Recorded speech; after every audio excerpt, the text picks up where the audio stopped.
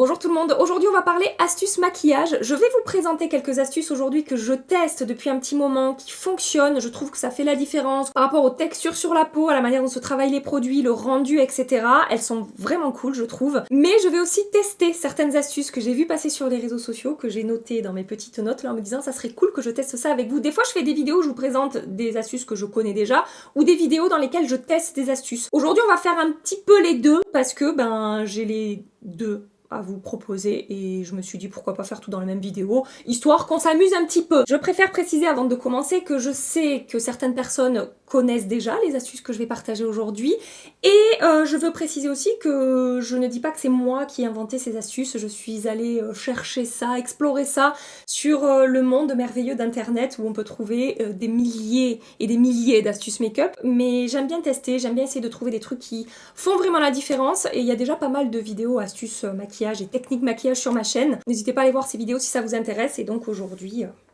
voilà, on part sur de nouvelles choses à voir ensemble. Laissez-moi checker dans mes petites notes par quoi je vais commencer. Alors je vais commencer par une astuce que je vais découvrir aujourd'hui avec vous et on va voir si ça fonctionne. Cette première astuce consiste à mélanger un primer au fond de teint directement avant application. Donc déjà on gagne du temps puisque normalement, je pense que vous êtes un petit peu au courant, on applique le primer avant le fond de teint. Et jusque là, moi ce que j'ai souvent fait, c'est de mélanger des bases lumineuses à des fonds de teint quand je voulais rajouter un petit peu plus de glow, un effet un petit peu plus lumineux. Mais dans l'astuce que j'ai vu passer sur YouTube, la personne mélange un primer lissant, floutant, un petit peu qui va smoother la peau et apparemment ça va apporter ces effets là en plus au fond de teint. Je vais utiliser pour ça le fond de teint Makeup by Mario, c'est le Surreal Skin Foundation teinte 6W. C'est un fond de teint qui fonctionne très bien sur ma peau et je vais le mélanger avec un primer lissant et matifiant de la marque Max Factor que j'aime beaucoup aussi, c'est le Miracle Prep Primer Pore Minimizing plus Mattifying. J'ai choisi ce fond de teint Makeup by Mario parce que c'est un fond de teint lumineux, glowy, avec une couvrance moyenne modulable qui tient bien, qui se comporte bien sur ma peau. Mais comme je vous ai toujours dit, sur moi c'est pas un fond de teint qui va être vraiment très lissant et floutant. Et donc j'ai envie de voir si en ajoutant ce primer lissant et floutant, ça peut faire la différence. Si vous connaissez ces astuces, dites-moi ce que vous en pensez. Et d'ailleurs, je voulais vous dire aussi, si vous avez des astuces à partager, j'aimerais bien filmer une vidéo dans laquelle je teste vos astuces make-up préférées. Je l'avais déjà faite une fois. Ça vous avait beaucoup plu. Moi aussi d'ailleurs, je m'étais régalée à faire cette vidéo, mais ça remonte, ça doit faire 2-3 ans que j'ai fait ça. J'aimerais bien réitérer la chose. Ça a quand même enlevé un petit peu de glow à ce fond de teint Makeup by Mario. Ça a un petit peu atténué la couvrance aussi, logiquement, parce que j'ai quand même mis pas mal de primer avec le fond de teint, donc forcément ça dilue un petit peu les pigments. Après, au niveau de l'effet smooth, je vais appliquer le primer tout seul, voir de l'autre côté. J'ai quand même l'impression que appliquer tout seul le primer a un effet plus lissant finalement que mélanger au fond de teint. Et du coup, je vais appliquer le fond de teint tout seul par-dessus. Alors j'ai zoomé pour vous montrer, de mon côté c'est pas forcément une réussite dans le sens où je trouve que ma peau est un petit peu plus floutée du côté où j'ai séparé les étapes que du côté où j'ai travaillé les deux produits en même temps. À voir, je retesterai avec un primer encore plus matifiant, lissant, voir si je vois une différence ou pas. Et la deuxième astuce, c'est un petit peu le même principe, mais pour les yeux. L'idée, c'est de mélanger une base d'ombre à paupières avec un anti-cerne. C'est d'avoir les effets de la base d'ombre à paupières, c'est-à-dire fixer le maquillage, faire ressortir les fards, etc. Et d'unifier la paupière mobile pour avoir une base uniforme. Vous savez que j'aime bien moi les bases teintées. Et c'est vrai que de temps en temps je vous dis que je teste des bases d'ombre à paupières que j'aime beaucoup, mais que malheureusement elles sont pas teintées, donc ça ne va pas unifier la paupière mobile. Et je me suis dit que du coup ça pouvait être sympa et intéressant d'avoir les deux en mélangeant avec un petit peu d'anti-cerne. Donc là j'ai pris la base, excusez-moi je vous ai pas dit, la nouvelle base de Pat McGrath que je suis en train de tester, la Intensive Eyes Longwear Primer, et j'ai mélangé un petit peu avec l'anti-cerne Yves Saint Laurent, le All Hour Precise Angles Concealer. J'ai utilisé la teinte LW7. Bon, après si vous avez des bases d'ombre à paupières déjà teintées, ça ne vous intéressera pas. Bon, en tout cas au niveau du mélange des textures, ça s'est très bien passé, ça s'est bien appliqué. c'est mat, c'est unifié. Je vais laisser poser un petit peu le temps que je teste une troisième astuce avec vous et après on passera sur les astuces que je connais déjà. Pour l'astuce suivante, on va combiner deux étapes différentes, l'étape anti-cerne et l'étape blush. Ça fait le buzz, hein, en particulier sur TikTok, c'est surtout là que j'ai vu passer ça. L'idée, c'est de commencer par appliquer un anti-cerne qui va illuminer le teint par rapport à votre carnation, c'est-à-dire une teinte un petit peu plus claire que le reste de votre visage. Donc encore une fois, j'utilise le All Hour Precise Angles Concealer de Yves Saint Laurent, teinte LW1, que je mets, vous voyez, dans le coin interne, comme ça. Ensuite, on prend une autre teinte d'anti-cerne qui est de la même couleur que votre carnation. Donc là, ça sera la LW7, qui est un petit peu plus foncée. Et ensuite, on va partir sur l'application de blush. Donc j'ai choisi les Liquid Blush de Beauty Bay que j'aime d'amour. Hein. Ce sont de très bons blushs liquides. Je prends d'abord la teinte Spring que je vais mettre à la suite ici, là, en troisième étape. Et ensuite, je prends une teinte plus foncée. Je ne sais pas si ça va aller. Hein. C'est la teinte Blooming. Plus foncée ou plus flashy? Non, ça va. Elle est surtout plus foncée. Donc vous avez compris, on est sur ce genre de technique ombrée, make-up. Alors j'en avais déjà testé, mais avec différentes positions au niveau de l'application des produits. C'était pas exactement la même chose. Donc je commence par estomper l'anti-cerne le plus clair. Bah, je reste dans mon coin interne. Et ensuite, petit à petit, je vais décaler vers la teinte un petit peu plus foncé. J'utilise le pinceau Zoeva 146.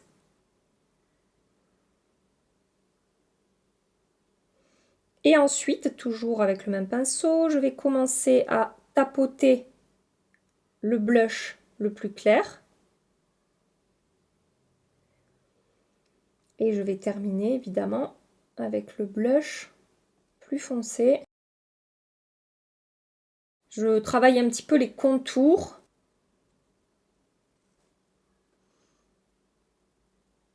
Je tapote un petit peu au doigt pour estomper le blush. Écoutez, je trouve que ça a plutôt bien fonctionné pour un effet très naturel au niveau du blush, mais parce que je suis venue, comme je vous ai dit, tapoter un petit peu les contours au doigt pour adoucir et pour avoir un effet un petit peu fondu en fait et diffus. Je peux en remettre un petit peu, je pense.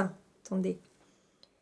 Laissez-moi réintensifier un petit peu parce que je trouvais que c'était vraiment trop chargé en blush. De toute façon, c'est le genre de technique qu'il faut, comment dire, peut-être réaliser 2-3 fois avant de maîtriser vraiment le sujet. J'aime bien le rendu au niveau du blush. Pour un rendu vraiment diffus, flouté, effet naturel, comme ça a quand même bien fonctionné. Je suis assez contente de ce que j'observe. Et autre chose par rapport à l'astuce base d'ombre à paupières et anti-cerne, je n'ai absolument pas poudré et j'ai voulu laisser sécher tout seul pour voir si ça allait migrer et si ça allait bouger et en fait pas du tout. Normalement quand j'applique juste un anti-cerne comme base ombre à paupières, je suis obligée de poudrer parce que ça file un petit peu avec les soins qu'il y a en dessous, etc.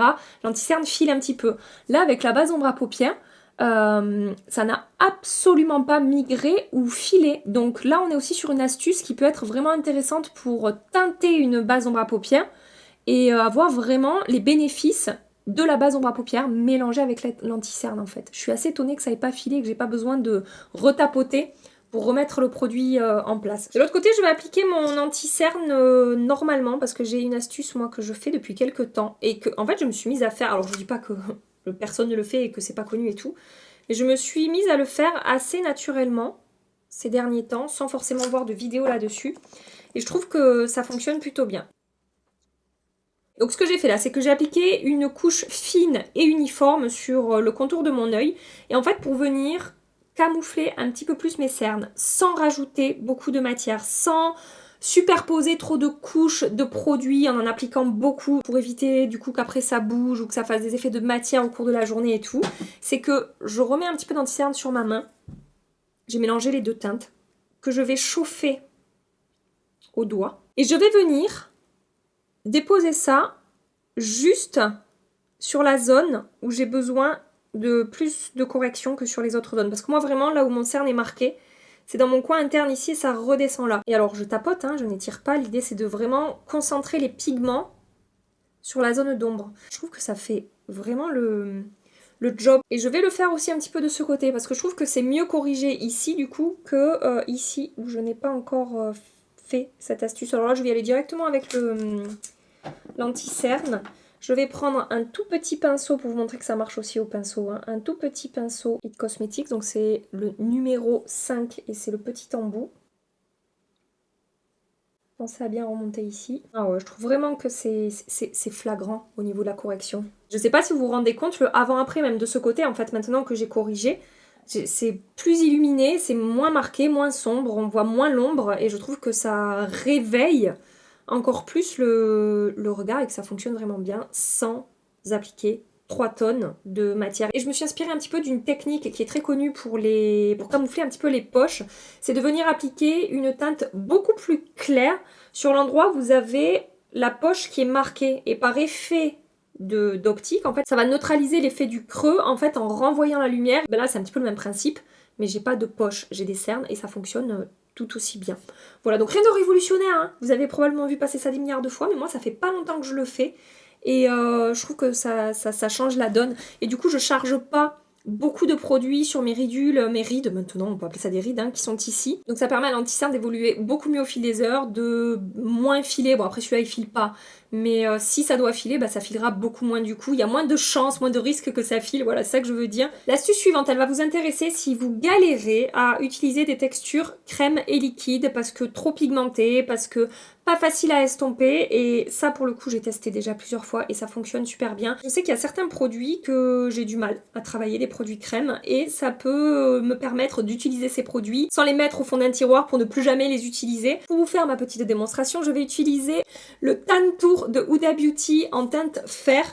Très bon bronzer crème, mais pigmentation bien costaud et je sais que voilà certaines personnes galèrent un petit peu à utiliser ce produit. L'idée ça consiste à prendre votre fond de teint. Alors vous n'allez pas en appliquer 3 tonnes, hein, vous mettez une petite quantité de fond de teint sur votre main. Je prélève le bronzer directement avec mon pinceau, voilà, et je vais mélanger bronzer et fond de teint. Donc non seulement ça va faciliter l'application du produit, en plus ça va permettre de pouvoir adapter la teinte de votre bronzer à votre carnation. Et alors, autre chose intéressante aussi, c'est que je trouve ça beaucoup plus facile de travailler les produits à l'éponge quand je fais cette technique-là que quand je ne la fais pas. Parce que je trouve en général que... Oh mais regardez comme c'est beau en 2 secondes. Franchement, cette technique, elle fonctionne trop bien pour les produits crème et liquides. Je trouve vraiment que ça change l'application pour les produits qui peuvent être un petit peu chiants à appliquer. Ce que je vous disais, c'est que souvent quand j'utilise des produits crème à l'éponge, blush ou bronzer, je trouve que l'éponge absorbe pas mal de produits. Je trouve que, enfin je sais pas, je préfère largement appliquer les produits en général au pinceau qu'à l'éponge. Et là en fait, de mélanger avec une texture de fond de teint, et ben je trouve qu'à l'éponge ça fonctionne super bien. Je vais réchauffer un petit peu mon teint de ce côté. Je le dépose au pinceau et après je vais travailler à l'éponge pour avoir un rendu vraiment diffus. Quitte à revenir travailler du blush par-dessus après, c'est pas grave. Hein. Ah ouais, non, mais regardez comme c'est facile avec ce bronzer qui est ultra pigmenté. Pour moi, game changer, cette astuce. Si vous me connaissez, vous savez que je ne suis pas une grande fan des blushs Rare Beauty. Et je sais que je ne suis pas la seule, et bien cette astuce-là va permettre voilà, de faciliter l'application et l'utilisation de ces blushs. Alors, il y avait une astuce qui avait tourné pendant un moment sur les réseaux sociaux, où en fait les personnes mélangeaient les blushs liquides comme ça avec des enlumineurs.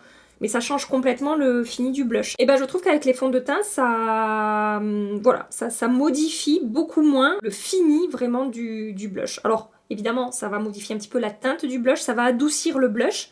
Mais moi, c'est ce que je recherche justement avec ces blushs Rare Beauty que je trouve un petit peu compliqué à travailler, très pigmenté et tout. Donc voilà, moi c'est vraiment un truc que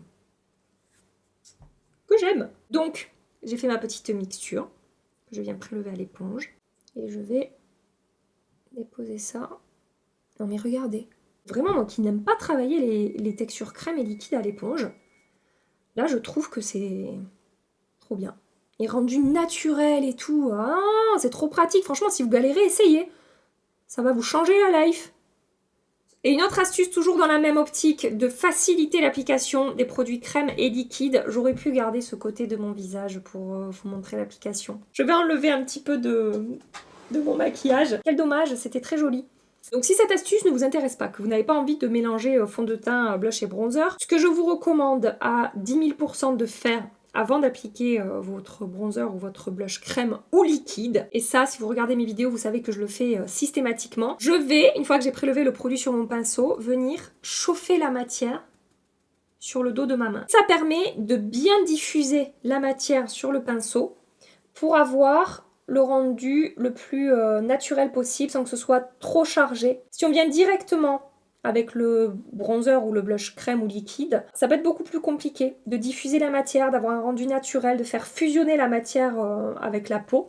En faisant comme ça, vous faites quasiment tout le job avant en fait. Et je vais faire la même chose avec le blush Rare Beauty, donc vraiment je vais mettre une miette sur le dos de ma main, travailler avec le pinceau, donc là c'est un pinceau Make Up For Ever le 106. Ça me permet d'avoir vraiment un contrôle beaucoup plus précis sur l'application du produit. Je reviens en mettre un petit peu, ça me laisse le temps de moduler et je préfère venir en remettre petit à petit que de me retrouver avec 3 tonnes de produits sur la tronche quoi. Et maintenant qu'on a un très joli rendu avec ces produits crème sur la peau, comment les poudrer pour ne pas tout bousiller? Parce que ça, c'est pas facile aussi. Enfin, c'est pas forcément évident, on va dire. Pour ça, 2 astuces à vous partager. La première astuce, moi, c'est ma préférée dans le sens où ça rajoute pas 10 milliards d'étapes au maquillage. Mais bon, l'autre astuce fonctionne aussi. Et si vous aimez prendre le temps de vous maquiller, ça peut être une très très bonne astuce. La poudre que vous allez choisir, ça va dépendre du rendu que vous voulez garder sur votre peau. Et si vous voulez garder un effet un petit peu glowy, partez sur une poudre assez en transparence, un petit peu satinée, comme par exemple cette merveilleuse chose-là de Estée Lauder, la Double Wear Sheer Flattery Loose Powder en teinte translucente Soft Glow. Ou alors, si vous voulez matifier un petit peu, vous pouvez partir sur une poudre mate. En ce moment, j'aime bien utiliser la Translucent Glow Setting Powder Ultra Blur de Laura Mercier. Mais là, j'ai envie de garder cet effet glowy, peau en bonne santé, donc je vais utiliser ma poudre Estée Lauder. Et alors là, ce que je vous conseille de faire, c'est de prendre un pinceau vraiment fluffy, comme par exemple le numéro 30 de chez Reifer, qui est vraiment, c'est un pinceau poudre mais qui n'est pas dense du tout du tout. Alors vous avez d'autres pinceaux dans d'autres marques, mais moi c'est celui-là que j'aime bien utiliser en ce moment. Un autre pinceau qui est très bien pour cette technique, c'est celui de It Cosmetics, vous savez que je les adore aussi ces pinceaux. Le numéro 8 qui est pareil, pas trop dense, qui est tout doux et voilà, qui va déposer la bonne quantité de matière. Je vais prélever ma poudre avec le pinceau Reifer. Je vais bien diffuser la matière dans le pinceau et je vais venir déposer ça, mais vraiment sans frotter du tout. L'idée, ça va être de poser la poudre sur la zone que vous voulez fixer sans altérer le rendu du maquillage. Et vous voyez, en faisant ça, avec délicatesse, on ne fait pas bouger la matière en fait, ça fixe les produits crème sans les déplacer, sans les faire bouger. Alors ça peut atténuer un petit peu la couleur, l'intensité de la couleur sur la peau. C'est pour ça souvent que les produits crème, je vous dis attendez que j'ai poudré avant de pousser des cris parce que j'en mets beaucoup et je sais qu'en poudrant comme ça va estomper un petit peu la couleur. Mais après, au niveau du rendu, vous voyez, j'ai toujours le glow.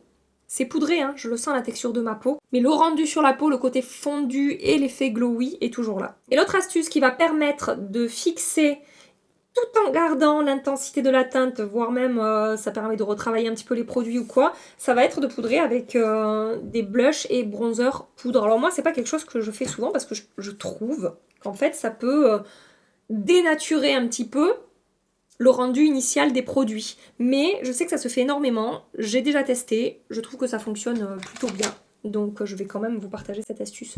Je prends mon bronzer Make Up by Mario, un bronzer poudre que j'adore, le Soft Sculpt Bronzer en teinte Light Medium. Je vais venir tapoter ça par-dessus. Et après, vous choisissez le fini de vos blushs et bronzers que vous allez appliquer par-dessus selon ce que vous voulez garder sur votre peau. Là, je suis partie sur des bronzers et blushs plutôt mat. Je vais prendre le blush de Make Up by Mario, le Soft Pop Powder Blush en teinte Desert Rose. Pinceau M500 de chez Morphe. Alors, même technique, hein, je vais tapoter et non pas frotter. Et je vais fixer le blush. Je poudre ma zone T à la houppette. Hors caméra, je vais avancer mon maquillage des yeux parce que pour l'instant, je n'ai pas d'autres astuces à partager. Je reviendrai à la fin du maquillage pour vous en partager une supplémentaire. Mais juste pour vous montrer avant d'appliquer les produits sur mes yeux, voilà, ça n'a toujours pas migrer, j'ai pas besoin de retapoter le produit. Ça m'a l'air très très efficace comme astuce. La dernière astuce que je vais vous partager, c'est quelque chose qu'on connaît quand même très bien, je sais que beaucoup le font déjà, mais depuis quelques temps, je le fais de manière un petit peu différente, en particulier quand je fais des no make-up ou des make-up légers sur les yeux, ou par exemple un make-up tout mat comme j'ai fait aujourd'hui.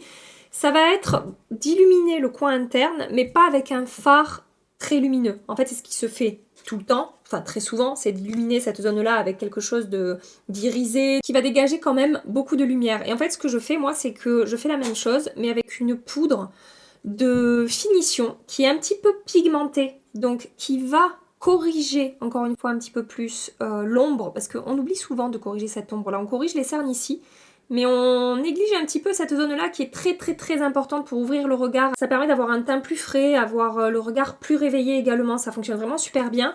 Et j'utilise une poudre type celle de Huda Beauty qui est un tout petit peu lumineuse, qui est un petit peu plus claire que ma carnation, qui est pigmentée comme je vous dis, et qui va permettre d'illuminer, de corriger. Et je trouve que ça fait encore une fois la différence. C'est vraiment un détail, quelque chose de très léger finalement, mais qui peut vraiment changer la tronche de votre maquillage des yeux. Après, si j'ai un make-up avec des fards très métallisés sur les yeux ou quelque chose de bien intense, bien chargé, je partirai sur un fard plus lumineux, satiné, irisé. Mais là, pour un rendu no make-up naturel pour ouvrir le regard et illuminer là, je trouve vraiment, je sais pas si vous en rendrez compte, mais je trouve vraiment que ça fait la différence.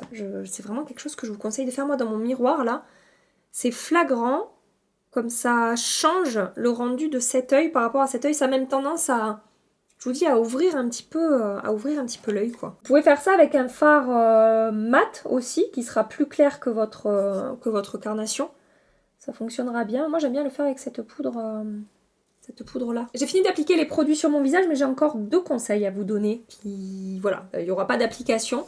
Et c'est des choses que je trouve importantes à dire. Donc juste, je vous montre le rendu final de mon maquillage. J'adore vraiment ce côté. Fond de teint mélangé au produit teint, plus la poudre Estée Lauder par-dessus. C'est trop joli. Si vous galérez avec les produits crème et liquide, franchement, tentez ça. Là, ça marche aussi, mais j'aime moins. J'aime moins. En même temps, voilà, j'ai utilisé le blush Rare Beauty dont je ne suis pas une grande fan. Il me reste 2 conseils à vous partager que je trouve assez importants. Le premier, je trouve que c'est en plus adapté à la période là qu'on est en train de traverser, c'est-à-dire de passer de l'été à l'hiver. Je vous conseille d'adapter vos produits make-up par rapport à l'état de votre peau en fait.